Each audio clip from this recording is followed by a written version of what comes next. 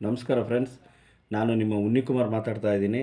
ನನ್ನ ಲಾಸ್ಟ್ ಕ್ಲಾಸ್ನಲ್ಲಿ ಭಾರತದ ಮಿನಿ ಸಂವಿಧಾನವೆಂದೇ ಕರೆಯಲ್ಪಡುವಂತಹ ನಮ್ಮ 42ನೇ ತಿದ್ದುಪಡಿಯ ಬಗ್ಗೆ ತಿಳಿಸ್ತಾ ಇದ್ದೆ. ಹಾಗೆ ಅದರ ಮುಂದುವರಿದ ಭಾಗವಾಗಿ ಈ 42ನೇ ತಿದ್ದುಪಡಿಗೆ ಇನ್ನಷ್ಟು ಮಾಹಿತಿಯನ್ನು ನಿಮ್ಮೊಂದಿಗೆ ಹಂಚ್ಕೊಳ್ಳೋಕೆ ನಾನು ಬಂದಿದ್ದೀನಿ. ಫ್ರೆಂಡ್ಸ್, ನನ್ನ ಕೊನೆ ಕ್ಲಾಸ್ನಲ್ಲಿ ಸಂವಿಧಾನದ 4ನೇ ಭಾಗದಲ್ಲಿ ಏನಿದೆ ರಾಜ್ಯ ನಿರ್ದೇಶಕ ತತ್ವಗಳನ್ನು ಅಳವಡಿಸಿದ್ದಾರೆ. ಆ 4ನೇ ಭಾಗದಲ್ಲಿ ಅಳವಡಿಸಿರುವಂತಹ ರಾಜ್ಯ ನಿರ್ದೇಶಕ ತತ್ವಗಳಿಗೆ ಇದೇ ಮಿನಿ ಸಂವಿಧಾನ ಅಂತ ಕರೆಯುವಂತಹ ನಮ್ಮ 42ನೇ ತಿದ್ದುಪಡಿ ಮುಖಾಂತರ 3 ಅಂಶಗಳನ್ನು ಸೇರ್ಪಡೆ ಮಾಡಿದ್ರು. ಅವುಗಳು ನಾನು ವಿಧಿಗಳ ಪ್ರಕಾರ ಹೇಳ್ತಾ ಹೋಗ್ತೀನಿ, ದಯವಿಟ್ಟು ಅರ್ಥ ಮಾಡ್ಕೊಳ್ತಾ ಹೋಗಿ. ಅಂಡರ್ ಆರ್ಟಿಕಲ್ 39A ಪ್ರಕಾರ ಪ್ರತಿಯೊಬ್ಬರಿಗೂ ಸಮಾನವಾದಂಥ ನ್ಯಾಯವನ್ನು ಒದಗಿಸುವುದು, ಹಾಗೆಯೇ ಸಮಾಜದಲ್ಲಿರುವಂಥ ದುರ್ಬಲ ವರ್ಗದವರಿಗೆ, ಅಂದರೆ ಆರ್ಥಿಕವಾಗಿ ಅಶಕ್ತರಾಗಿರ್ಬೋದು ಅಂಥವರಿಗೆ ಉಚಿತ ಕಾನೂನು ನೆರವನ್ನು ನೀಡುವಂಥದ್ದನ್ನು 39A ಆರ್ಟಿಕಲಲ್ಲಿ ಅಳವಡಿಸೋದ್ರ ಮುಖಾಂತರ ಅದನ್ನು ಜಾರಿಗೆ ತರಲಾಯಿತು. ನೆಕ್ಸ್ಟ್, ಅಂಡರ್ ಆರ್ಟಿಕಲ್ 43A ಪ್ರಕಾರ ಉದ್ದಿಮೆಗಳ ವ್ಯವಸ್ಥಾಪನೆಯಲ್ಲಿ ಕಾರ್ಮಿಕರು ಪಾಲ್ಗೊಳ್ಬೋದು ಅನ್ನೋದನ್ನು 42ನೇ ತಿದ್ದುಪಡಿಯಲ್ಲಿ ಜಾರಿ ತರಲಾಯಿತು. ನೆಕ್ಸ್ಟ್, ಅದೇ ರೀತಿ ನಮ್ಮ ಸುತ್ತಮುತ್ತಲಿರುವಂತಹ ಪರಿಸರವನ್ನು, ಅರಣ್ಯವನ್ನು, ಮತ್ತು ಸಾಮಾನ್ಯವಾಗಿ ನಮ್ಮ ಕಾಡಿನಲ್ಲಿ ಹಲವಾರು ರೀತಿಯಾದಂತಹ ಕಾಡು ಪ್ರಾಣಿಗಳು ವಾಸಿಸ್ತವೆ. ಅಂತಹ ವನ್ಯಜೀವಿಗಳ ಸಂರಕ್ಷಣೆಗೆ ಕಟಿಬದ್ಧರಾಗಿರುವಂಥ ಮಾಡಿ ಅಂಡರ್ ಆರ್ಟಿಕಲ್ 40A ಪ್ರಕಾರ ಇದನ್ನು ಜಾರಿಗೊಳಿಸಲಾಯಿತು.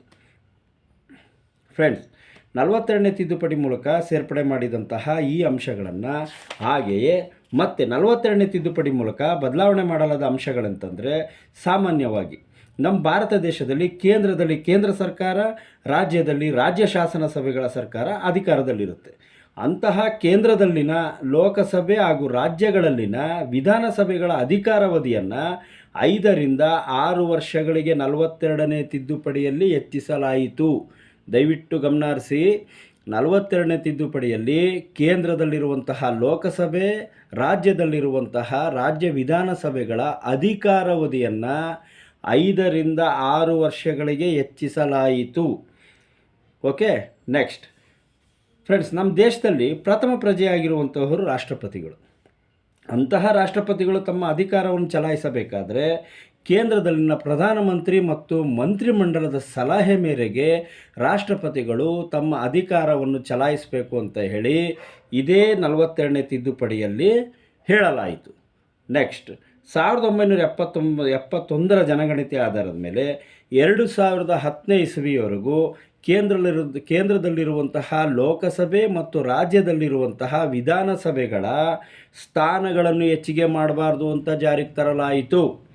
ಏನು ಹೇಳಿ, 1971ರ ಜನಗಣತಿ ಆಧಾರದ ಮೇಲೆ 2010ರವರೆಗೂ ಕೇಂದ್ರದಲ್ಲಿರುವಂತಹ ಲೋಕಸಭೆ ಮತ್ತು ರಾಜ್ಯದಲ್ಲಿರುವಂಥ ವಿಧಾನಸಭೆಗಳ ಸ್ಥಾನಗಳನ್ನು ಹೆಚ್ಚಿಗೆ ಮಾಡಬಾರ್ದು ಅಂತ ನಮ್ಮ 42ನೇ ತಿದ್ದುಪಡಿಯಲ್ಲಿ ಹೇಳಲಾಯಿತು. ನೆಕ್ಸ್ಟ್ ಫ್ರೆಂಡ್ಸ್, ನಮ್ಮ ದೇಶದ ಅತ್ಯುಚ್ಚ ನ್ಯಾಯಾಲಯ ಯಾವುದು? Supreme court. ಹಾಗೆ ರಾಜ್ಯಗಳಲ್ಲಿ ಹೈಕೋರ್ಟ್. ಹೌದಾ? ಇಂಥ ನ್ಯಾಯಾಲಯಗಳನ್ನು ಸುಪ್ರೀಂ ಕೋರ್ಟ್ ಹಾಗೂ ಹೈಕೋರ್ಟ್ಗಳ ನ್ಯಾಯಿಕ ವಿಮರ್ಶೆ ಮತ್ತು ವಿಶೇಷ ಆಜ್ಞೆಗಳ ವ್ಯಾಪ್ತಿಯನ್ನು, ಕರೆಕ್ಟಾಗಿ ಕೇಳಿಸ್ಕೊಳ್ಳಿ, ಸುಪ್ರೀಂ ಕೋರ್ಟ್ ಹಾಗೂ ಹೈಕೋರ್ಟ್ಗಳ ನ್ಯಾಯಿಕ ವಿಮರ್ಶೆ ಮತ್ತು ವಿಶೇಷ ಆಜ್ಞೆಗಳ ವ್ಯಾಪ್ತಿಯನ್ನು 42ನೇ ತಿದ್ದುಪಡಿ ಮೂಲಕ ಮೊಟಕುಗೊಳಿಸಲಾಯಿತು. ನೆಕ್ಸ್ಟ್, ನಮ್ಮ ಸಂವಿಧಾನದಲ್ಲಿರುವಂತಹ ಮೂಲಭೂತ ಹಕ್ಕುಗಳಿಗಿಂತ ರಾಜ್ಯ ನೀತಿ ನಿರ್ದೇಶಕ ತತ್ವಗಳೇ ಶ್ರೇಷ್ಠ ಅಂತೇಳಿ 42ನೇ ತಿದ್ದುಪಡಿ ಮುಖಾಂತರ ಹೇಳಲಾಯಿತು. ನೆಕ್ಸ್ಟ್, ನಮ್ಮ ದೇಶದಲ್ಲಿ ಲೋಕಸಭೆ ಮತ್ತು ರಾಜ್ಯಸಭೆ ಸೇರಿ, ಸಾಮಾನ್ಯವಾಗಿ ಫ್ರೆಂಡ್ಸ್ ನಮ್ಮ ದೇಶದಲ್ಲಿ ಏನು ಲೋಕಸಭೆ ಸೆಂಟ್ರಲ್ ಇರುವಂಥ ಲೋಕಸಭೆ ಮತ್ತು ರಾಜ್ಯಸಭೆ ಎರಡೂ ಸೇರಿಬಿಟ್ಟು ಸಂಸತ್ ಅಂತ ಕರಿತೀವಿ. ಹೌದಾ?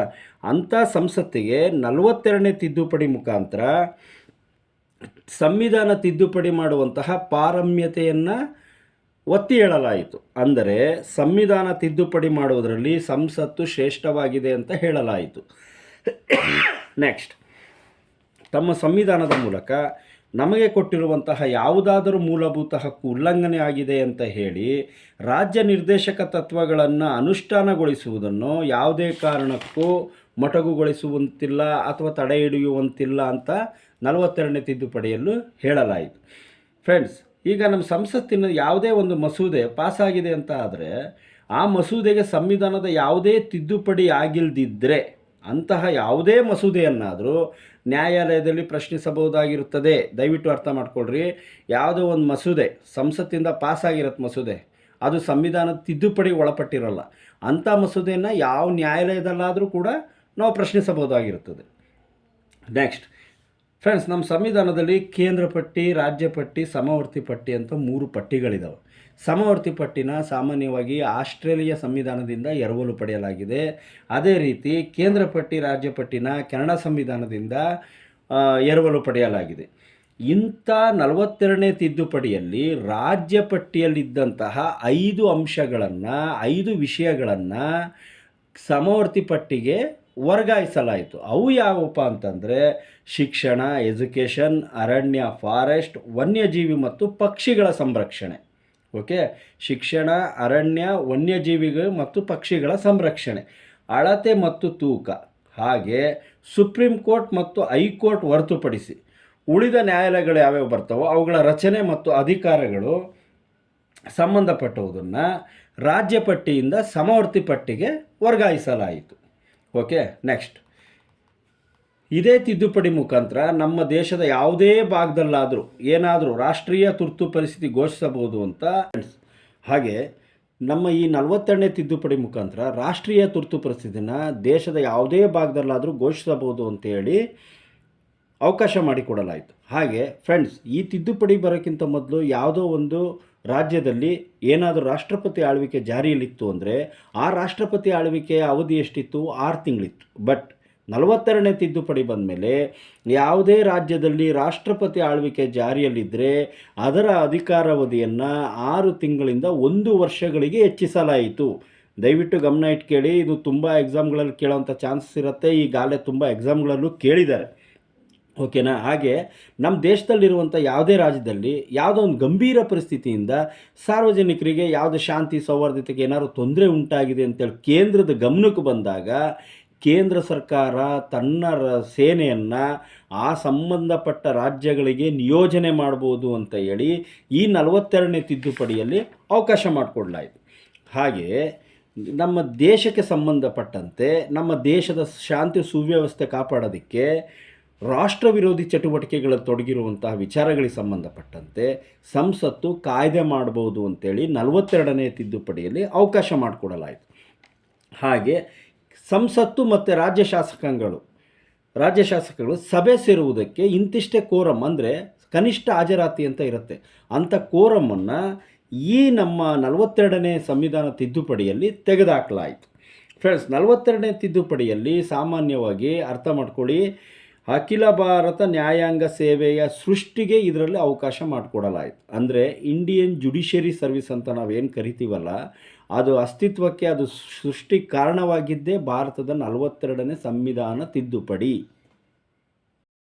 ನೋಡಿ ಫ್ರೆಂಡ್ಸ್, 42ನೇ ತಿದ್ದುಪಡಿಯಲ್ಲಿ ನಮ್ಮ ಸಂವಿಧಾನದಲ್ಲಿರುವಂತಹ 7ನೇ ಅನುಸೂಚಿಗೂ ಕೂಡ ತಿದ್ದುಪಡಿ ಮಾಡಲಾಗಿದೆ. ಓಕೆನಾ?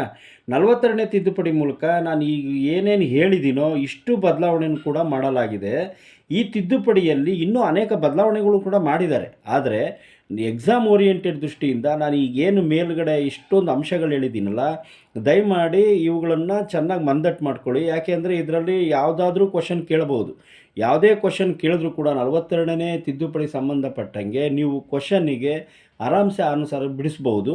ಸೊ ಹಾಗಾಗಿ 42ನೇ ತಿದ್ದುಪಡಿ ಸಂಬಂಧಪಟ್ಟಂಗೆ ಇಷ್ಟು ಅಂಶಗಳು ಸಾಕು. ನೆಕ್ಸ್ಟ್, ಭಾರತ ಸಂವಿಧಾನ 43ನೇ ತಿದ್ದುಪಡಿ. ಇದು ಅಸ್ತಿತ್ವಕ್ಕೆ ಬಂದಿದ್ದ ಆವಾಗ ಏಪ್ರಿಲ್ 13, 1977ರಲ್ಲಿ. ಫ್ರೆಂಡ್ಸ್, ಈ ಸಂವಿಧಾನ ತಿದ್ದುಪಡಿ ಅಸ್ತಿತ್ವಕ್ಕೆ ಬಂದಾಗ ಕೇಂದ್ರದಲ್ಲಿ ಜನತಾ ಪಕ್ಷ ಸರ್ಕಾರ ಅಸ್ತಿತ್ವದಲ್ಲಿತ್ತು. ಈ ತಿದ್ದುಪಡಿಯ ವಿಶೇಷತೆ ಏನಪ್ಪ ಅಂತಂದರೆ 42ನೇ ತಿದ್ದುಪಡಿಯಲ್ಲಿದ್ದಂತಹ ಏನೇನು ಅವಕಾಶಗಳನ್ನು ಮಾಡಿದ್ರಲ್ಲ ಆ ಅವಕಾಶಗಳನ್ನೆಲ್ಲ ಈ 43ನೇ ತಿದ್ದುಪಡಿಯಲ್ಲಿ ರದ್ದು ಮಾಡಿದ್ರು. ಮೀನ್ಸ್ ಎಕ್ಸಾಂಪಲ್, ಈಗ ರಾಷ್ಟ್ರ ವಿರೋಧಿ ಚಟುವಟಿಕೆ ಬಗ್ಗೆ ಸಂಸತ್ತಿಗೆ ಕಾಯ್ದೆ ಮಾಡೋ ಅಧಿಕಾರ ಇದೆ ಅಂತೇಳಿ 42ನೇ ತಿದ್ದುಪಡಿ ಹೇಳಿದ್ರೆ, 43ನೇ ತಿದ್ದುಪಡಿ ರಾಷ್ಟ್ರ ವಿರೋಧಿ ಚಟುವಟಿಕೆಗಳ ಬಗ್ಗೆ ಕಾಯ್ದೆ ಮಾಡುವಂಥ ಅಧಿಕಾರ ಸಂಸತ್ತಿಗಿಲ್ಲ ಅಂತ ಹೇಳ್ತು. ಆಮೇಲೆ ಸುಪ್ರೀಂ ಕೋರ್ಟ್ ಮತ್ತು ಹೈಕೋರ್ಟ್ಗಳಿಗೆ ಏನೇನು ಅಧಿಕಾರ ಹಿಂದೆ ಹೊಂದಿದ್ವಲ್ಲ ಆ ಅಧಿಕಾರಗಳನ್ನೆಲ್ಲ ಪುನಃ ಸುಪ್ರೀಂ ಕೋರ್ಟ್ ಮತ್ತು ಹೈಕೋರ್ಟ್ಗಳಿಗೆ 42ನೇ ತಿದ್ದುಪಡಿಯಲ್ಲಿ ಮಾಡಿದಂಥ ಅವಕಾಶಗಳನ್ನು ರದ್ದುಪಡಿಸಿ 43ನೇ ತಿದ್ದುಪಡಿಯಲ್ಲಿ ಅವಕಾಶ ಮಾಡಿಕೊಡ್ಲಾಯಿತು. ಹಾಗೆ ಭಾರತದ ಸುಪ್ರೀಂ ಕೋರ್ಟ್ಗೆ ನ್ಯಾಯಾಂಗೀಯ ಮರುಪರಿಶೀಲನಾ ಅಧಿಕಾರವನ್ನು ಕೂಡ ನೀಡಲಾಯಿತು. ಓಕೆ, ಏನು ಹೇಳಿ, ಭಾರತದ ಸುಪ್ರೀಂ ಕೋರ್ಟಿಗೆ ನ್ಯಾಯಾಂಗೀಯ ಮರುಪರಿಶೀಲನಾ ಅಧಿಕಾರವನ್ನು ಮತ್ತೆ ನೀಡಲಾಯಿತು. ಫ್ರೆಂಡ್ಸ್, ಈ ತಿದ್ದುಪಡಿಯಲ್ಲಿ ನಮ್ಮ ದೇಶದ ಪ್ರಧಾನಮಂತ್ರಿ ಮತ್ತು ಲೋಕಸಭೆ ಸ್ಪೀಕರ್ ಅಂತ ನಾವು ಅಥವಾ ಸಭಾಪತಿಗಳಂತ ಏನು ಕರಿತೀವಲ್ಲ, ಅವರ ಚುನಾವಣೆಯ ವಿವಾದಗಳಿಗೆ ಸಂಬಂಧಿಸಿದಂತಹ ಏನೇನು ವಿಶೇಷ ಸವಲತ್ತುಗಳಿದ್ವಲ್ಲ ಅವುಗಳೆಲ್ಲ ತೆಗೆದುಹಾಕಲಾಯಿತು. ಕರೆಕ್ಟಾಗಿ ಮನದಟ್ಟು ಮಾಡ್ಕೊಳ್ಳಿ. ನಮ್ಮ ದೇಶದ ಪ್ರಧಾನಮಂತ್ರಿ ಮತ್ತು ಸ್ಪೀಕರ್ ಅಥವಾ ಸಭಾಪತಿಗಳು, ಲೋಕಸಭೆ ಸ್ಪೀಕರ್ ಅಥವಾ ಸಭಾಪತಿಗಳ ಚುನಾವಣೆಯ ವಿಷಯಕ್ಕೆ ವಿವಾದಗಳಿಗೆ ಸಂಬಂಧಿಸಿದಂತೆ ಏನೇನು ವಿಶೇಷ ಸವಲತ್ತುಗಳಿದ್ವೋ ಅವುಗಳನ್ನು 43ನೇ ತಿದ್ದುಪಡಿ ಮುಖಾಂತರ, ಅಂದರೆ ಏಪ್ರಿಲ್ 13, 1977ರಲ್ಲಿ ಜನತಾ ಪಕ್ಷ ಅಸ್ತಿತ್ವದಲ್ಲಿದ್ದಾಗ ಬಂದಂತಹ 43ನೇ ತಿದ್ದುಪಡಿ ಮುಖಾಂತರ ತೆಗೆದುಹಾಕಲಾಯಿತು. ಫ್ರೆಂಡ್ಸ್, ಈಗೇನು ನಾನು ಭಾರತ ಸಂವಿಧಾನದ 42ನೇ ತಿದ್ದುಪಡಿ ಯಾವಾಗ ಅಸ್ತಿತ್ವಕ್ಕೆ ಬಂತು? ಡಿಸೆಂಬರ್ 18, 1976. ಹಾಗೆ 43ನೇ ತಿದ್ದುಪಡಿ ಯಾವಾಗ ಅಸ್ತಿತ್ವಕ್ಕೆ ಬಂತು? ಏಪ್ರಿಲ್ 13, 1977. ಅಂದರೆ ಈ ಎರಡೂ ತಿದ್ದುಪಡಿಗಳಲ್ಲೂ ಕೂಡ ಒಂದಕ್ಕೊಂದು ಏನು 42ನೇ ತಿದ್ದುಪಡಿಯಲ್ಲಿ ಏನೇನು ಅವಕಾಶಗಳು ಮಾಡಿದ್ರೋ ಅದನ್ನು 43ನೇ ತಿದ್ದುಪಡಿಯಲ್ಲಿ ಅದನ್ನು ರದ್ದು ಮಾಡಿದ್ರು. ಆಯಿತಾ?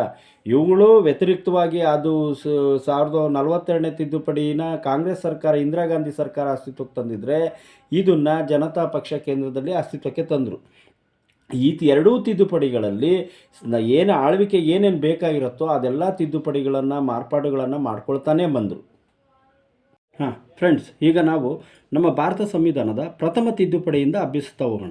ಈಗ ಇದುವರೆಗೂ ನಾನು ಭಾರತ ಸಂವಿಧಾನದ 42ನೇ ತಿದ್ದುಪಡಿ ಮತ್ತು 43ನೇ ತಿದ್ದುಪಡಿ ಬಗ್ಗೆ ನಿಮಗೆ ಸಾಕಷ್ಟು ಮಾಹಿತಿಗಳನ್ನು ನೀಡಿದ್ದೀನಿ. ಈಗ ನಮ್ಮ ಭಾರತ ಸಂವಿಧಾನದ ಪ್ರಥಮ ತಿದ್ದುಪಡಿ ಯಾವಾಗ ಅಸ್ತಿತ್ವಕ್ಕೆ ಬಂತು? ಜೂನ್ 18, 1951. ಹಾಗೆ ಈ ನಮ್ಮ ಭಾರತದ ಸಂವಿಧಾನದ ಪ್ರಥಮ ತಿದ್ದುಪಡಿಯಲ್ಲಿ ಏನೇನು ಬದಲಾವಣೆಗಳಾದವು ಅಥವಾ ಏನೇನು ಅಳವಡಿಸಲಾಯಿತು ಅನ್ನೋದನ್ನು ನಾವು ಗಮನಿಸ್ತಾ ಹೋಗೋಣ. ಹಾಗಾದರೆ ಇದರಲ್ಲಿ ಏನೇನು ಜಾರಿಗೆ ತರಲಾಯಿತು? ನಮ್ಮ ಸಂವಿಧಾನದ 3ನೇ ಭಾಗದ ಮೂಲಭೂತ ಹಕ್ಕುಗಳಿರುವಂಥ 15ನೇ ವಿಧಿಗೆ 2ನೇ ಉಪವಿಧಿಯನ್ನು ಸೇರಿಸಲಾಯಿತು. ಏನು ಹೇಳಿ?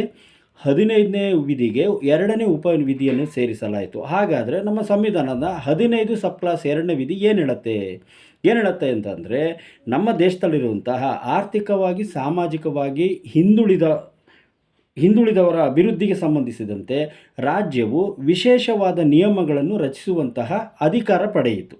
ಹಾಗೆ ನಮ್ಮ ಮೂಲಭೂತ ಹಕ್ಕಿನ 19ನೇ ವಿಧಿಗೆ 3ನೇ ಉಪವಿಧಿಯನ್ನು ಸೇರಿಸಲಾಯಿತು. ಹಾಗಾದರೆ ಈ 19 ಸಬ್ ಕ್ಲಾಸ್ 3ನೇ ವಿಧಿ ಏನು ಹೇಳುತ್ತೆ ಅಂತಂದರೆ, ಇದರಲ್ಲಿ ಕೆಲವೊಂದು ಪದಗಳನ್ನು ಸೇರಿಸಲಾಯಿತು. ಅಂದರೆ ಸಾರ್ವಜನಿಕ ಶಾಂತಿ, ಅಂದರೆ ಪಬ್ಲಿಕ್ ಆರ್ಡರ್, ವಿದೇಶಗಳೊಂದಿಗೆ ಸ್ನೇಹಿತವಾದ ಸಂಬಂಧ, ಅಂದರೆ friendly relationship with foreign States, ಹಾಗೆ ಅಪರಾಧ ಮಾಡಲು ಪ್ರಚೋದನೆ ಮತ್ತು ನ್ಯಾಯೋಚಿತ, ಅಂದರೆ ರೀಸನಬಲ್ ಎಂಬ ಪದಗಳನ್ನು ಸಂವಿಧಾನದ ಪ್ರಥಮ ತಿದ್ದುಪಡಿಯ ಮುಖಾಂತರ 19ನೇ ವಿಧಿಗೆ 3ನೇ ಉಪವಿಧಿಯನ್ನು ಸೇರಿಸುವುದ ಮುಖಾಂತರ ಅದ್ರ ಬಗ್ಗೆ ಹೇಳಲಾಯಿತು. ಹಾಗೆ ನಮ್ಮ ಆಸ್ತಿ ಹಕ್ಕಿನ ಸಂಬಂಧಪಟ್ಟಂತೆ ನಮ್ಮ ವಿಧಿ ಯಾವುದು? 31ನೇ ವಿಧಿ. ಈ ನಮ್ಮ ಸಂವಿಧಾನದ 31ನೇ ವಿಧಿಗೆ ಎ ಮತ್ತು ಬಿ ಎಂಬ ಉಪವಿಧಿಗಳನ್ನು ಸೇರಿಸಲಾಯಿತು. ಹಾಗಾದರೆ 31ನೇ ಎ ವಿಧಿ ಏನು ಹೇಳುತ್ತೆ?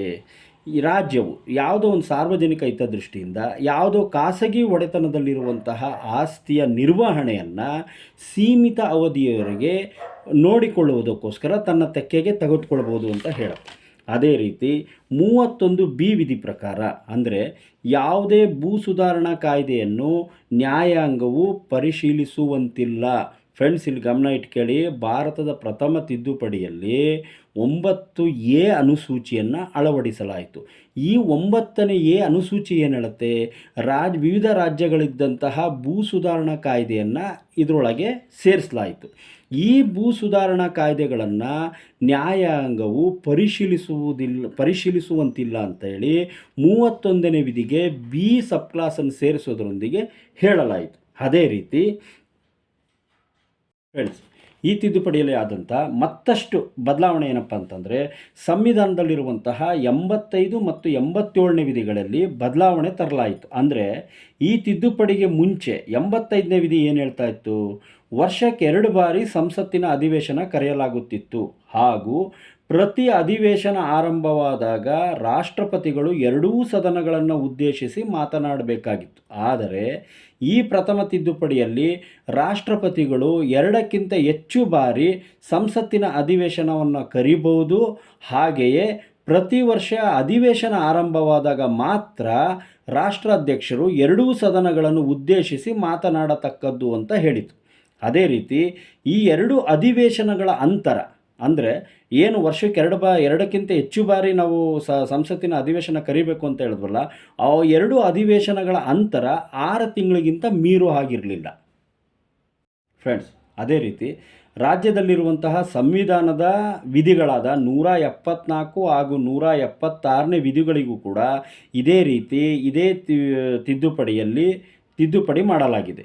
ಇದಿಷ್ಟು ಭಾರತ ಸಂವಿಧಾನದ ಮೊದಲನೇ ತಿದ್ದುಪಡಿಯ ಅಂಶಗಳಾದವು. ನೆಕ್ಸ್ಟ್ ನೋಡೋದಾದರೆ 24ನೇ ತಿದ್ದುಪಡಿ. ಹಾಗಾದರೆ ಭಾರತ ಸಂವಿಧಾನದ 24ನೇ ತಿದ್ದುಪಡಿ ಯಾವ ಜಾರಿ ಬಂತು? ನವೆಂಬರ್ 5, 1971. ಫ್ರೆಂಡ್ಸ್, ಈ 24ನೇ ತಿದ್ದುಪಡಿ ಮೂಲಕ 3ನೇ ವಿಧಿಗೆ 13ನೇ ವಿಧಿಗೆ 4ನೇ ಉಪವಿಧಿಯನ್ನು ಹಾಗೂ ಸಂವಿಧಾನ ತಿದ್ದುಪಡಿ ಬಗ್ಗೆ ಹೇಳುವಂತಹ 368ನೇ ವಿಧಿಗೆ 2ನೇ ಉಪವಿಧಿಯನ್ನು ಸೇರಿಸಲಾಯಿತು. ಹಾಗಾದರೆ 13 ಸಬ್ ಕ್ಲಾಸ್ 4ನೇ ಉಪವಿಧಿ ಏನು ಹೇಳುತ್ತೆ ಅಂದರೆ, ಸಂಸತ್ತಿಗೆ ಮೂಲಭೂತ ಹಕ್ಕುಗಳು ಒಳಗೊಂಡಂತೆ ಯಾವುದೇ ಭಾಗವನ್ನು ತಿದ್ದುಪಡಿ ಮಾಡುವ ಅಧಿಕಾರ ಇದೆ ಅಂತ ಹೇಳ್ತು. ಆದರೆ ಇದಕ್ಕೂ ಮುಂಚೆ ಅಂದರೆ 1967ರಲ್ಲಿ ಫ್ರೆಂಡ್ಸ್, ಇದನ್ನು ಎಲ್ಲ ಎಕ್ಸಾಮ್ಗಳಲ್ಲೂ ಕೇಳಿದರೆ ದಯವಿಟ್ಟು ಗಮನ ಇಟ್ಟು ಕೇಳಿ. 1967ರ ಗೋಲಕ್ನಾಥ್ ಪಂಜಾಬ್ ರಾಜ್ಯ ಪ್ರಕರಣದಲ್ಲಿ ಸಂಸತ್ತಿಗಾಗಲಿ ಸಂವಿಧಾನದ ಯಾವುದೇ ಪ್ರಾಧಿಕಾರಕ್ಕೂ ಮೂಲಭೂತ ಹಕ್ಕುಗಳನ್ನು ತಿದ್ದುಪಡಿ ಮಾಡೋ ಅಧಿಕಾರ ಇಲ್ಲ ಅಂತೇಳಿ ಸುಪ್ರೀಂ ಕೋರ್ಟ್ ತೀರ್ಪು ಕೊಟ್ಟಿತ್ತು. ಆದರೆ ಈ 24ನೇ ತಿದ್ದುಪಡಿಯಲ್ಲಿ ಸಂಸತ್ತಿಗೆ ಮೂಲಭೂತ ಹಕ್ಕುಗಳನ್ನು ತಿದ್ದುಪಡಿ ಮಾಡುವಂತಹ ಅಧಿಕಾರ ಇದೆ ಅಂತೇಳಿ ಜಾರಿಗೆ ತರಲಾಯಿತು. ಅದೇ ರೀತಿ ಸಂವಿಧಾನ ತಿದ್ದುಪಡಿಗೆ ಸಂಬಂಧಪಟ್ಟಂತೆ ಹೇಳುವಂಥ ವಿಧಿ ಯಾವುದು? 368ನೇ ವಿಧಿ. ಆ ವಿಧಿಗೆ 2ನೇ ಉಪವಿಧಿಯನ್ನು ಸೇರಿಸಲಾಯಿತು. ಹಾಗಾದರೆ 368 ಸಬ್ ಕ್ಲಾಸ್ 2 ವಿಧಿ ಏನು ಹೇಳುತ್ತೆ? ಭಾರತದ ರಾಷ್ಟ್ರಾಧ್ಯಕ್ಷರು ತಿದ್ದುಪಡಿಯ ಮಸೂದೆಯನ್ನು ತಡೆ ಹಿಡಿಯದೆ, ಕರೆಕ್ಟಾಗಿ ಕೇಳಿಸ್ಕೊಳ್ಳಿ, ಭಾರತದ ರಾಷ್ಟ್ರಾಧ್ಯಕ್ಷರು ತಿದ್ದುಪಡಿ ಮಸೂದೆಯನ್ನು ತಡೆ ಹಿಡಿಯದೆ, ತಿರಸ್ಕರಿಸದೆ, ಮರುಪರಿಶೀಲನೆಗೆ ಸಂಸತ್ತಿಗೆ ಹಿಂತಿರುಗಿಸದೆ ತಮ್ಮ ಅಂಗೀಕಾರವನ್ನು ನೀಡತಕ್ಕದ್ದು. ಅಂದರೆ ಶಲ್ ಈಸ್ ಅಸೆಂಟ್ ಎಂಬ ಪದವನ್ನು ಅದರಲ್ಲಿ ಯೂಸ್ ಮಾಡ್ತಾರೆ. ಶಲ್ ಈಸ್ ಅಸೆಂಟ್ ಅನ್ನೋ ಪದವನ್ನು ಅಲ್ಲಿ ಯೂಸ್ ಮಾಡ್ತಾರೆ. ಅಂದರೆ ರಾಷ್ಟ್ರಾಧ್ಯಕ್ಷರು ತಿದ್ದುಪಡಿ ಮಸೂದೆಗೆ ಕಡ್ಡಾಯವಾಗಿ ಅಂಗೀಕಾರ ನೀಡತಕ್ಕದ್ದು ಅಂತ. ಆಯಿತಾ? ಸಂವಿಧಾನ ತಿದ್ದುಪಡಿ ಮಸೂದೆಗೆ ರಾಷ್ಟ್ರಾಧ್ಯಕ್ಷರು ಅಂಗೀಕಾರವನ್ನು ನೀಡುವುದನ್ನು 24ನೇ ತಿದ್ದುಪಡಿಯಲ್ಲಿ ಕಡ್ಡಾಯಗೊಳಿಸಲಾಯಿತು. Okay friends, next. ಆದರೆ 24ನೇ ತಿದ್ದುಪಡಿಗೂ ಮೊದಲು ರಾಷ್ಟ್ರಪತಿಗಳು ಸಂವಿಧಾನ ತಿದ್ದುಪಡಿ ಮಸೂದೆಯನ್ನು ತಿರಸ್ಕರಿಸುವ ಅಧಿಕಾರವನ್ನು ಹೊಂದಿದ್ರು. ಆದರೆ 24ನೇ ತಿದ್ದುಪಡಿ ರಾಷ್ಟ್ರಪತಿಗಳ ಅಂಗೀಕಾರ ಕಡ್ಡಾಯಗೊಳಿಸಿತು. ನೆಕ್ಸ್ಟ್ ಫ್ರೆಂಡ್ಸ್, 24ನೇ ತಿದ್ದುಪಡಿಗೆ ಸಂಬಂಧಪಟ್ಟ ಮಾಹಿತಿ ನಾನು ಹೇಳಿದ್ದೀನಿ. ಈಗ 25ನೇ ತಿದ್ದುಪಡಿ ಹೋಗೋಣ. ಹಾಗಾದರೆ ಭಾರತ ಸಂವಿಧಾನದ 25ನೇ ತಿದ್ದುಪಡಿ ಅಸ್ತಿತ್ವಕ್ಕೆ ಬಂದಿದ್ದು ಯಾವಾಗ? ಏಪ್ರಿಲ್ 20, 1972ರಲ್ಲಿ. ಮೇಯ್ನಾಗಿ ಫ್ರೆಂಡ್ಸ್, ಈ ತಿದ್ದುಪಡಿಯಲ್ಲಿ ಕಾಂಪನ್ಸೇಷನ್ ಅಂದರೆ ಪರಿಹಾರ ಎಂಬ ಪದವನ್ನು ತೆಗೆದುಬಿಟ್ಟು ಮೊತ್ತ ಅಮೌಂಟ್ ಎಂಬ ಪದವನ್ನು ಸೇರಿಸಲಾಯಿತು. ಆಮೇಲೆ ಈ ತಿದ್ದುಪಡಿಗೂ ಮುಂಚೆ ಮೂಲಭೂತ ಹಕ್ಕುಗಳನ್ನು ಉಲ್ಲಂಘಿಸುವ ಯಾವುದೇ ಕಾನೂನುಗಳನ್ನು ನ್ಯಾಯಾಲಯದಲ್ಲಿ ಪ್ರಶ್ನೆ ಮಾಡ್ಬೋದಾಗಿತ್ತು. ಏನು ಹೇಳಿ? ಈ ತಿದ್ದುಪಡಿಗೂ ಮುಂಚೆ ಮೂಲಭೂತ ಹಕ್ಕುಗಳನ್ನು ಉಲ್ಲಂಘಿಸುವಂತಹ ಯಾವುದೇ ಕಾನೂನುಗಳಿದ್ದರೂ ಅದು ನ್ಯಾಯಾಲಯದಲ್ಲಿ ಪ್ರಶ್ನೆ ಮಾಡ್ಬೋದಾಗಿತ್ತು. ಆದರೆ ಈ ತಿದ್ದುಪಡಿಯಲ್ಲಿ 31ನೇ ವಿಧಿಗೆ ಸಿ ಎಂಬ ಸಬ್ ಕ್ಲಾಸನ್ನು ಸೇರಿಸೋದ ಮುಖಾಂತರ ರಾಜ್ಯ ನಿರ್ದೇಶಕ ತತ್ವಗಳನ್ನು ಅನುಷ್ಠಾನಗೊಳಿಸುವ ಕಾಯ್ದೆಗಳಿಗೆ ಆರ್ಟಿಕಲ್ 14, 19, 31ನೇ ವಿಧಿಗಳಲ್ಲಿ ಕಂಡುಬರುವಂತಹ ಮೂಲಭೂತ ಹಕ್ಕುಗಳನ್ನು ಉಲ್ಲಂಘಿಸುತ್ತವೆ ಎಂದು ನ್ಯಾಯಾಲಯದಲ್ಲಿ ಪ್ರಶ್ನಿಸುವಂತಿಲ್ಲ ಏನು ಹೇಳಿ 31ನೇ ಸಿ ವಿಧಿ ಏನು ಹೇಳ್ತು ಅಂತಂದರೆ, ಈಗ ರಾಜ್ಯ ನಿರ್ದೇಶಕ ತತ್ವಗಳನ್ನು ಜಾರಿಗೆ ತರಬೇಕಾದ್ರೆ ಅಂದರೆ ಅನುಷ್ಠಾನಗೊಳಿಸಬೇಕಾದ್ರೆ ಆರ್ಟಿಕಲ್ 14, 19 ಮತ್ತು 31ನೇ ವಿಧಿಯಲ್ಲಿ ಕಂಡುಬರುವಂತಹ ಮೂಲಭೂತ ಹಕ್ಕುಗಳನ್ನು ಉಲ್ಲಂಘಿಸ್ತವೆ ಅಂತೇಳಿ ಇವುಗಳನ್ನು ಅನುಷ್ಠಾನಗೊಳಿಸೋದಕ್ಕೆ ಯಾವುದೇ ನ್ಯಾಯಾಲಯದಲ್ಲಿ ಪ್ರಶ್ನಿಸುವಂತಿಲ್ಲ ಅಂತೇಳಿ ಆರ್ಟಿಕಲ್ 31C ಹೇಳುತ್ತೆ. ಅದನ್ನು ಸಂವಿಧಾನದ 25ನೇ ತಿದ್ದುಪಡಿಯಲ್ಲಿ ಜಾರಿಗೆ ತರಲಾಯಿತು. ನೆಕ್ಸ್ಟ್ 39B ವಿಧಿ ಏನು ಹೇಳುತ್ತೆ, ಸಾಮೂಹಿಕ ಒಳಿತಿಗಾಗಿ ಸಮುದಾಯದ ಅಂದರೆ ಮೆಟೀರಿಯಲ್ ರಿಸೋರ್ಸ್ಗಳನ್ನು ಸಂಪನ್ಮೂಲಗಳನ್ನು ಸಮಾನವಾಗಿ ಹಂಚುವಂತಹ ಉದ್ದೇಶ ಹೊಂದಿದೆ. ಹಾಗೆ 31C ವಿಧಿ ಏನು ಹೇಳುತ್ತೆ, ಸಂಪತ್ತು ಮತ್ತು ಉತ್ಪನ್ನಾಂಗಗಳು ಕೆಲವೇ ವ್ಯಕ್ತಿಗಳಲ್ಲಿ ಕೇಂದ್ರೀಕೃತವಾಗುವುದನ್ನು ತಪ್ಪಿಸಬೇಕೆಂದು ತಿಳಿಸುತ್ತೆ. ಫ್ರೆಂಡ್ಸ್, ಒಟ್ಟಿನಲ್ಲಿ ಈ ತಿದ್ದುಪಡಿಯು ಮೂಲಭೂತ ಹಕ್ಕುಗಳಿಗಿಂತ 39B 39Cಗಳಲ್ಲಿ ಕಂಡುಬರುವಂತೆ ರಾಜ್ಯ ನಿರ್ದೇಶಕ ತತ್ವಗಳಿಗೆ ಹೆಚ್ಚಿನ ಪ್ರಾಧಾನ್ಯತೆ ನೀಡುತ್ತದೆ ಎಂಬ ಅಂಶನ ನಾವು ಇದ್ರ ಮುಖಾಂತರ ನಾವು ಗಮನ ಹರಿಸ್ಬೋದಾಗಿದೆ. ಅಂದರೆ ಒಟ್ಟಿನಲ್ಲಿ ರಾಜ್ಯ ನಿರ್ದೇಶಕ ತತ್ವಗಳನ್ನು ಅನುಷ್ಠಾನಗೊಳಿಸಬೇಕಾದ್ರೆ ಯಾವುದೇ ಕಾಯ್ದೆಗಳು ಕೂಡ ಅಡ್ಡಪಡಿಸಬಾರ್ದು, ಅವುಗಳ ನ್ಯಾಯಾಲಯದಲ್ಲಿ ಪ್ರಶ್ನಿಸುವಂತಿಲ್ಲ ಅಂತೇಳಿ 31ನೇ ವಿಧಿ ಹೇಳುತ್ತೆ. ಈಗ ನೆಕ್ಸ್ಟ್ ನೋಡೋದಾದರೆ 44ನೇ ತಿದ್ದುಪಡಿ. ಇದು ಜಾರಿಗೆ ಬಂದಿದ್ದಾವಾಗ 1978ರಲ್ಲಿ. ದಯವಿಟ್ಟು ಗಮನಿಸಿ, ನಮ್ಮ ಸಂವಿಧಾನದ ಎರಡನೇ ಅತಿ ದೊಡ್ಡ ತಿದ್ದುಪಡಿ 44ನೇ ತಿದ್ದುಪಡಿ. ಇದು ಬಂದಿದ್ದಾವಾಗ 1978ರಲ್ಲಿ. 42ನೇ ತಿದ್ದುಪಡಿಯಲ್ಲಿ ಇದರದ ಮುಖ್ಯಾಂಶಗಳನ್ನು ನೋಡಬೇಕಾದ್ರೆ 42ನೇ ತಿದ್ದುಪಡಿ ಏನು ಹೇಳ್ತು, ಲೋಕಸಭೆ ಮತ್ತು ರಾಜ್ಯ ವಿಧಾನಸಭೆಗಳ ಅಧಿಕಾರಾವಧಿಯನ್ನು 5ರಿಂದ 6 ವರ್ಷಗಳಿಗೆ ಏರಿಸ್ತು. 5ರಿಂದ 6 ವರ್ಷಗಳಿಗೆ ಲೋಕಸಭೆ ಮತ್ತು ರಾಜ್ಯ ವಿಧಾನಸಭೆಗಳ ಅಧಿಕಾರಾವಧಿಯನ್ನು ಏರಿಸ್ತು. ಆದರೆ ಈ 1978ರಲ್ಲಿ ಅಸ್ತಿತ್ವಕ್ಕೆ ಬಂದಂತಹ ನಮ್ಮ 44ನೇ ತಿದ್ದುಪಡಿ ಕೇಂದ್ರದಲ್ಲಿರುವಂತಹ ಲೋಕಸಭೆ ಮತ್ತು ರಾಜ್ಯಗಳಲ್ಲಿರುವಂತಹ ವಿಧಾನಸಭೆಗಳ ಅಧಿಕಾರಾವಧಿಯನ್ನು 6ರಿಂದ ಮತ್ತೆ 5 ವರ್ಷಗಳಿಗೆ ಇಳಿಸಿತು. ಏನು ಹೇಳಿ, ಲೋಕಸಭೆ ಮತ್ತು ವಿಧಾನಸಭೆಗಳ ಅಧಿಕಾರಾವಧಿನ 6ರಿಂದ ಮತ್ತೆ 5 ವರ್ಷಕ್ಕೆ ತಂದಿತು. ಹಾಗೆ ಎರಡನೇದು, ಸಚಿವ ಸಂಪುಟದ ಸಲಹೆಯನ್ನು ರಾಷ್ಟ್ರಾಧ್ಯಕ್ಷರು ಮರುಪರಿಶೀಲನೆಗೆ ಕಳುಹಿಸುವ ಅಧಿಕಾರವನ್ನು ಪಡೆದರು. ಅಂದರೆ ಸಚಿವ ಸಂಪುಟದ ಸಲಹೆಯನ್ನು ಮತ್ತೆ ರಾಷ್ಟ್ರಾಧ್ಯಕ್ಷರು ತಮ್ಮ ಮರುಪರಿಶೀಲನೆ ಕಳಿಸ್ಬೋದಾಗಿತ್ತು. ಆದರೆ ಮರುಪರಿಶೀಲನೆಯ ನಂತರ ಸಚಿವ ಸಂಪುಟವು ಕಳುಹಿಸುವ ಸಲಹೆಗೆ ರಾಷ್ಟ್ರಾಧ್ಯಕ್ಷರು ಬದ್ಧರಾಗಿರಬೇಕು ಅಂತೇಳಿ 42ನೇ ತಿದ್ದುಪಡಿಯಲ್ಲಿ ತಿಳಿಸಲಾಯಿತು. ನೆಕ್ಸ್ಟ್, ಸಂವಿಧಾನದ 352ನೇ ವಿಧಿಯಲ್ಲಿದ್ದಂತಹ ಇಂಟರ್ನಲ್ ಡಿಸ್ಟರ್ಬೆನ್ಸ್ ಅಂದರೆ ಆಂತರಿಕ ದಂಗೆ ಎಂಬ ಪದವನ್ನು ತೆಗೆದುಬಿಟ್ಟು ಆರ್ಮ್ಡ್ ರೆಬಿಲಿಯನ್ ಅಂದರೆ ಸಶಸ್ತ್ರ ಬಂಡಾಯ ಎಂಬ ಪದವನ್ನು 44ನೇ ತಿದ್ದುಪಡಿಯಲ್ಲಿ ಸೇರಿಸಲಾಯಿತು. 4ನೇ ಅಂಶ, ರಾಷ್ಟ್ರಾಧ್ಯಕ್ಷರು ಏನಾದರೂ ರಾಷ್ಟ್ರೀಯ ತುರ್ತು ಪರಿಸ್ಥಿತಿಯನ್ನು ಘೋಷಿಸುವುದೇ ಆದರೆ ರಾಷ್ಟ್ರೀಯ ತುರ್ತು ಪರಿಸ್ಥಿತಿಯನ್ನು ಘೋಷಿಸಬೇಕು ಅಂತಾದರೆ ಅವರು ಪ್ರಧಾನಮಂತ್ರಿಗಳೊಂದಿಗೆ 4 ಜನ ಸಚಿವ ಸಂಪುಟದ ಲಿಖಿತ ಸಲಹೆ ಅಥವಾ ಶಿಫಾರಸು ಕಡ್ಡಾಯ ಅಂತ ಹೇಳಿ 44ನೇ ತಿದ್ದುಪಡಿಯಲ್ಲಿ ಜಾರಿಗೆ ತರಲಾಯಿತು. ಹಾಗೆ 5 ಫ್ರೆಂಡ್ಸ್, ನಾನು ಈಗ ಹೇಳುವ ಪಾಯಿಂಟ್ಸ್ ತುಂಬ ಇಂಪಾರ್ಟೆಂಟ್. ಯಾಕಂದರೆ ಈ ಹಿಂದಿನ ಹಲವಾರು ಎಕ್ಸಾಮ್ಗಳಲ್ಲಿ ಇದನ್ನು ಕೇಳಿದ್ದಾರೆ. ಅದೇನಪ್ಪ ಅಂತಂದರೆ, ಆಸ್ತಿಯ ಹಕ್ಕನ್ನು ಈ ಮೊದಲು ಮೂಲಭೂತ ಹಕ್ಕುಗಳ ಪಟ್ಟಿಯಲ್ಲಿ ಸೇರಿಸಲಾಗಿತ್ತು. ಓಕೆ, ಈ ಮೊದಲು ಈ ತಿದ್ದುಪಡಿ, ಯಾವ ತಿದ್ದುಪಡಿ, 44ನೇ ತಿದ್ದುಪಡಿ ಬರೋಕ್ಕಿಂತ ಮೊದಲು ಆಸ್ತಿ ಹಕ್ಕನ್ನ ಅಂಡರ್ ಆರ್ಟಿಕಲ್ 31ರಲ್ಲಿ ಸಂವಿಧಾನದ ಮೂಲಭೂತ ಹಕ್ಕುಗಳಲ್ಲಿ ಸೇರಿಸಿದರು. ಆದರೆ 1978ರಲ್ಲಿ ಅಸ್ತಿತ್ವಕ್ಕೆ ಬಂದಂತಹ ಈ 44ನೇ ತಿದ್ದುಪಡಿಯಲ್ಲಿ ಆಸ್ತಿ ಹಕ್ಕನ್ನು ಮೂಲಭೂತ ಹಕ್ಕುಗಳ ಪಟ್ಟಿಯಿಂದ ತೆಗೆದುಹಾಕಲಾಯಿತು. ಕೇವಲ ಇದೊಂದು ಕಾನೂನುಬದ್ಧ ಹಕ್ಕು ಅಂತ ಹೇಳಲಾಯಿತು.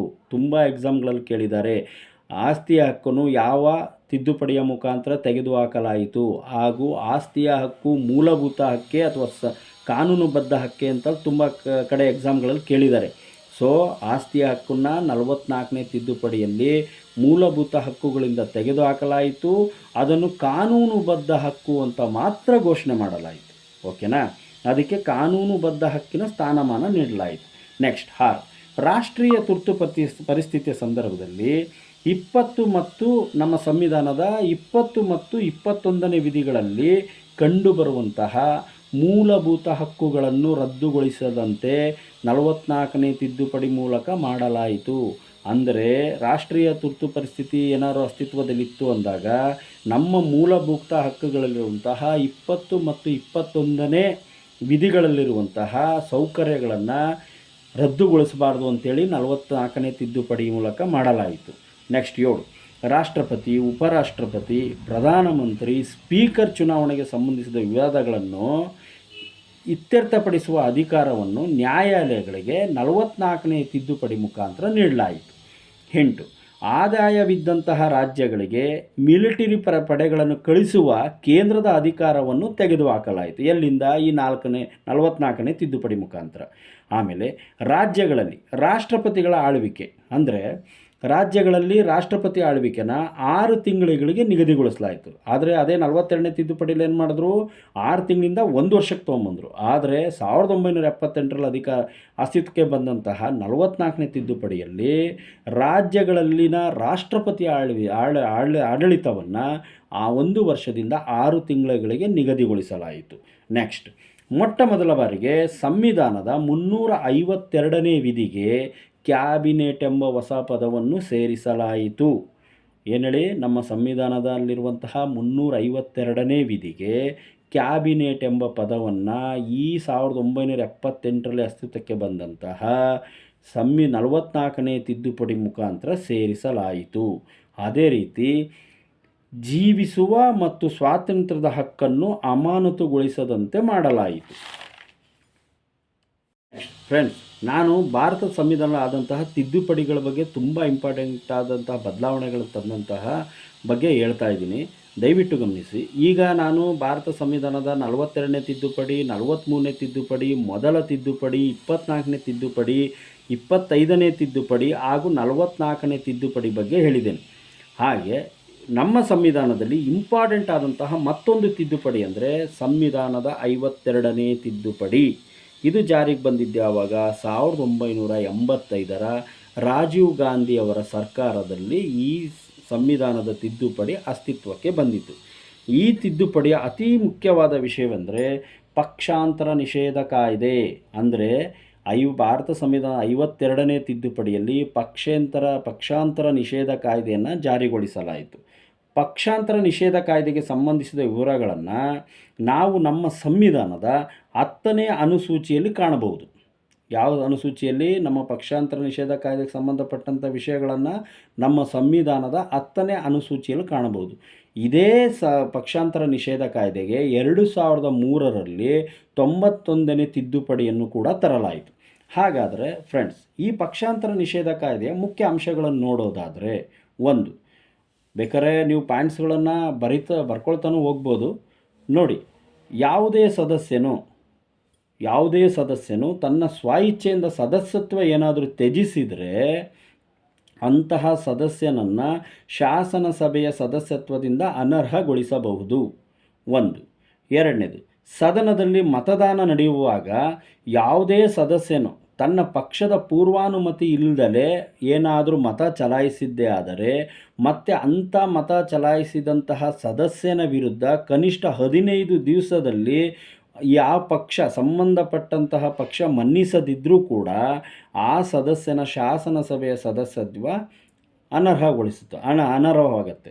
ಅದೇ ರೀತಿ ನಾಮಕರಣಗೊಂಡಂತಹ ಸದಸ್ಯನು 6 ತಿಂಗಳ ನಂತರ ಯಾವುದಾದ್ರೂ ಬೇರೆ ಪಕ್ಷವನ್ನು ಸೇರಿದರೆ ಅಂತಹ ಸದಸ್ಯನ ಸದಸ್ಯತ್ವವನ್ನು ಕೂಡ ಈ ಪಕ್ಷಾಂತರ ನಿಷೇಧ ಕಾಯ್ದೆಯಲ್ಲಿ ಅನೂರ್ಜಿತಗೊಳಿಸಬಹುದು. ನೆಕ್ಸ್ಟ್, 91ನೇ ತಿದ್ದುಪಡಿ 2003 ಮೂಲಕ ಯಾವುದೇ ಪಕ್ಷದ 1/3 ಸದಸ್ಯರು ಏನಾದರೂ ಪಕ್ಷವನ್ನು ತ್ಯಜಿಸಿದರೆ ಅದು ಕೇವಲ ಒಡಿಕೆ ವಿನಃ ಅದು ಪಕ್ಷಾಂತರ ನಿಷೇಧ ಅಲ್ಲ ಅಂತ ಹೇಳಿ ಮೊದಲಿತ್ತು. ಯಾವಾಗ? 52ನೇ ತಿದ್ದುಪಡಿಯಲ್ಲಿ ಇತ್ತು. ಆದರೆ 2003ರಲ್ಲಿ ಅಸ್ತಿತ್ವಕ್ಕೆ ಬಂದಂಥ 91ನೇ ತಿದ್ದುಪಡಿಯಲ್ಲಿ ಪಕ್ಷದ ಯಾವುದೇ 1/3ರಷ್ಟು ಸದಸ್ಯರು ಪಕ್ಷವನ್ನು ತೊರೆದ್ರೂ ಕೂಡ ಅದು ಕೂಡ ಪಕ್ಷಾಂತರ ನಿಷೇಧವಾಗುತ್ತದೆ ಅಂತ ಹೇಳಿ ಈ ತಿದ್ದುಪಡಿಯಲ್ಲಿ 91ನೇ ತಿದ್ದುಪಡಿಯಲ್ಲಿ ಹೇಳಲಾಯಿತು.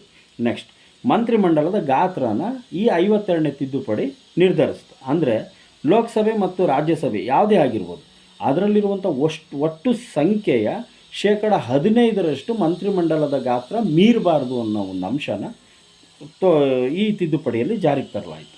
ಆಮೇಲೆ ಶಾಸನ ಸಭೆ ಸದಸ್ಯತ್ವದಿಂದ ಏನಾದರೂ ಅನರ್ಹಗೊಂಡ ವ್ಯಕ್ತಿಯು ಈ ಶಾಸನ ಸಭೆಯ ಸದಸ್ಯತ್ವದಿಂದ ಅನರ್ಹಗೊಂಡ ವ್ಯಕ್ತಿಯು ಮಂತ್ರಿ ಪದವಿ ಅಥವಾ ಕೇಂದ್ರ ಮತ್ತು ರಾಜ್ಯದಲ್ಲಿ ಯಾವುದೇ ರೀತಿಯಾದಂತಹ ಲಾಭದಾಯಕ ಹುದ್ದೆಯನ್ನು ಹೊಂದಿರಬಾರ್ದು ಅಂತ ಈ ಪಕ್ಷಾಂತರ ನಿಷೇಧ ಕಾಯ್ದೆಯಲ್ಲಿ ಹೇಳಲಾಯಿತು.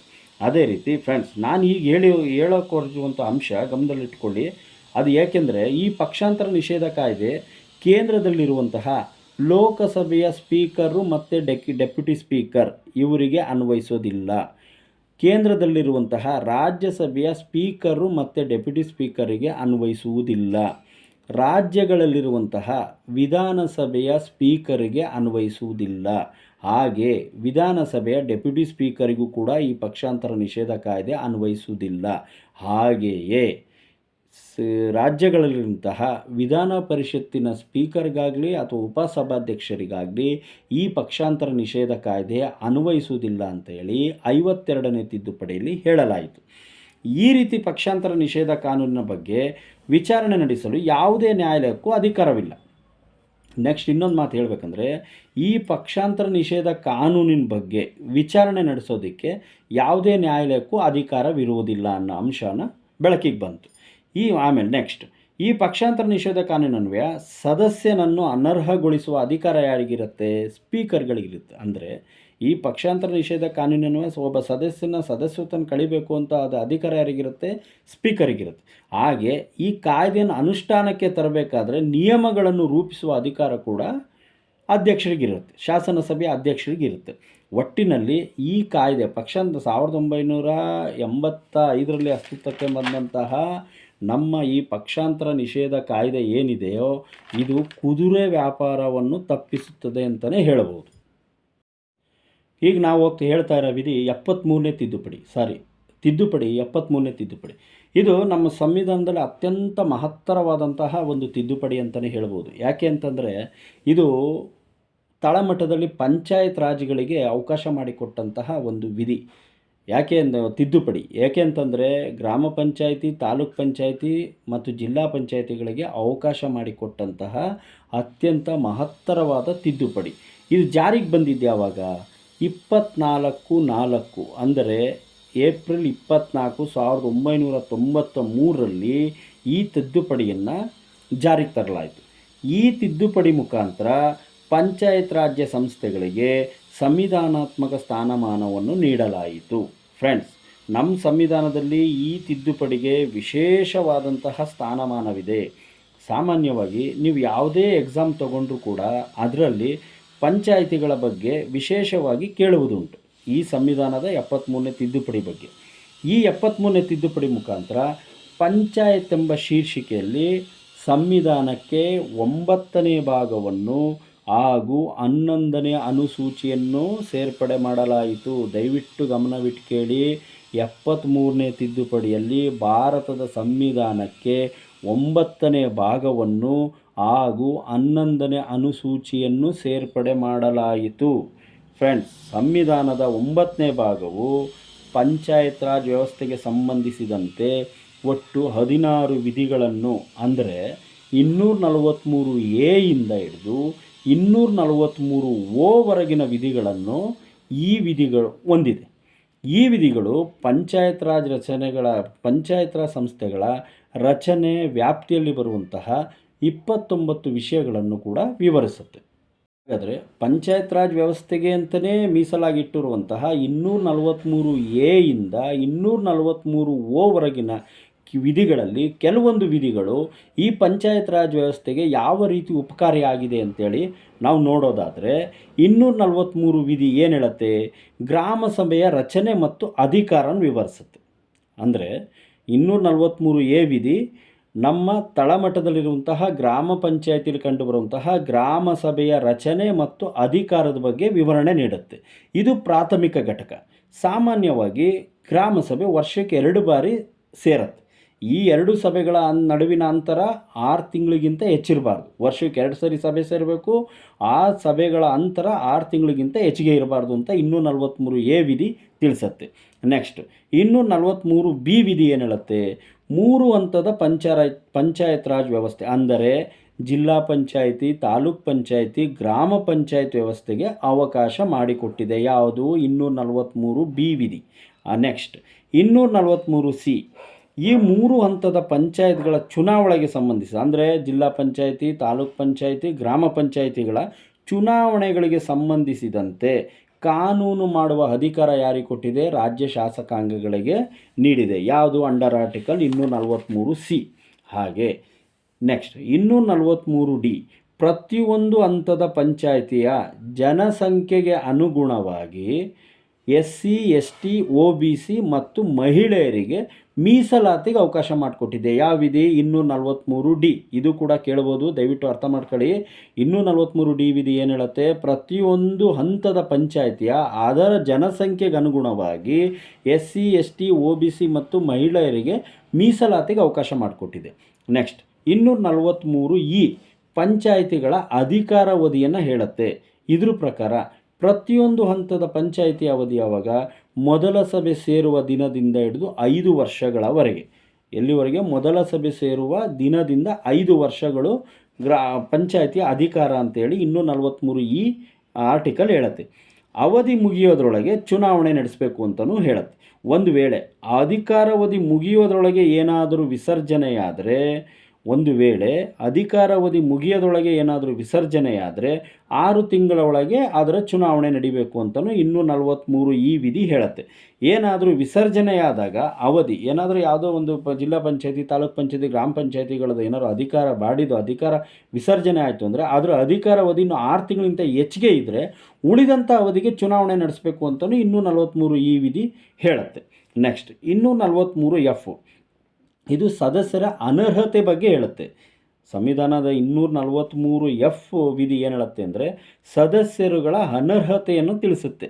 ಅದೇ ರೀತಿ ಯಾವುದೇ ಒಂದು ಪಂಚಾಯಿತಿ ಚುನಾವಣೆಗೆ ಸ್ಪರ್ಧಿಸಬೇಕಾದ್ರೆ ಯಾವುದೇ ಒಬ್ಬ ವ್ಯಕ್ತಿ 21 ವರ್ಷಕ್ಕಿಂತ ಕಡಿಮೆ ಇರಬಾರ್ದು.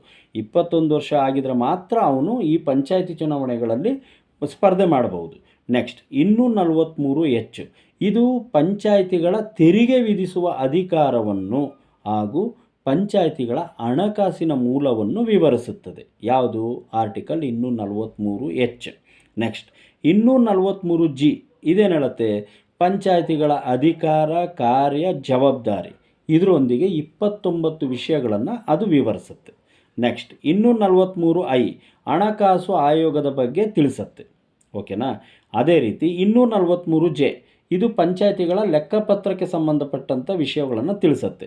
243K, ಇದು ರಾಜ್ಯ ಚುನಾವಣಾ ಆಯೋಗದ ರಚನೆ ಹೇಳುತ್ತೆ. ರಾಜ್ಯಪಾಲರು ಸಾಮಾನ್ಯವಾಗಿ ರಾಜ್ಯ ಚುನಾವಣಾಧಿಕಾರಿಯನ್ನು ನೇಮಕ ಮಾಡ್ತಾರೆ. 243K ರಾಜ್ಯ ಚುನಾವಣಾ ಆಯೋಗದ ಬಗ್ಗೆನೇ ವಿಷಯ ತಿಳಿಸುತ್ತೆ. ಅದೇ ರೀತಿ 243M ವಿಧಿ ಏನು ಹೇಳುತ್ತೆ ಅಂತಂದರೆ ಪಂಚಾಯಿತಿಗಳಿಗೆ ಸಂಬಂಧಿಸಿದ 9ನೇ ಭಾಗವು ಕೆಲವು ಭಾಗಗಳಿಗೆ ಅನ್ವಯಿಸುವುದಿಲ್ಲ ಅಂತ ಹೇಳುತ್ತೆ. ಫ್ರೆಂಡ್ಸ್, ಇದನ್ನು ಗಮನ ಇಟ್ಟು ನೋಡಿ, ಇದು ಕೆಲವೊಂದು ಎಕ್ಸಾಮ್ಗಳಲ್ಲಿ ಕೇಳ್ತಾರೆ. ಅಂದರೆ 243M ವಿಧಿ ಏನು ಹೇಳುತ್ತೆ ಅಂದರೆ ಪಂಚಾಯಿತಿಗಳಿಗೆ ಸಂಬಂಧಿಸಿದ 9ನೇ ಭಾಗ ಏನು ನಮ್ಮ ಸಂವಿಧಾನದಲ್ಲಿ 73ನೇ ತಿದ್ದುಪಡಿ ಮುಖಾಂತರ ಅಳವಡಿಸಿದ್ರಲ್ಲ, ಈ 9ನೇ ಭಾಗ ಕೆಲವು ಪ್ರದೇಶಗಳಿಗೆ ಅನ್ವಯಿಸುವುದಿಲ್ಲ. ಹಾಗಾದರೆ ಆ ಪ್ರದೇಶಗಳು ಯಾವಪ್ಪ ಅಂತಂದರೆ 244ನೇ ವಿಧಿಯಲ್ಲಿ ತಿಳಿಸಿರುವಂತಹ ಅನುಸೂಚಿತ ಪ್ರದೇಶಗಳು ಮತ್ತು ಬುಡಕಟ್ಟು ಪ್ರದೇಶಗಳು. ನೆಕ್ಸ್ಟ್ ನಾಗಾಲ್ಯಾಂಡ್, ಮೇಘಾಲಯ, ಮಿಜೋರಾಂ ಇದು ಕೂಡ ಇದಕ್ಕೆ ಅನ್ವಯಿಸೋದಿಲ್ಲ. ಮಣಿಪುರದಲ್ಲಿರುವ ಗುಡ್ಡಗಾಡು ಪ್ರದೇಶ ಇದು ಕೂಡ ಇದಕ್ಕೆ ಅನ್ವಯಿಸೋದಿಲ್ಲ. ಪಶ್ಚಿಮ ಬಂಗಾಳದಲ್ಲಿರುವಂಥ ಪಶ್ಚಿಮ ಬಂಗಾಳದಲ್ಲಿದ್ದಂಥ ಡಾರ್ಜಿಲಿಂಗ್ ಜಿಲ್ಲೆಗೂ ಕೂಡ ಇದು ಅನ್ವಯಿಸೋದಿಲ್ಲ. ಇದಿಷ್ಟು ಕೂಡ ಭಾರತದ ಸಂವಿಧಾನದಲ್ಲಿ 73ನೇ ತಿದ್ದುಪಡಿ ಮುಖಾಂತರ ಹಲವಾರು ಬದಲಾವಣೆಗಳನ್ನು ತರಲಾಯಿತು.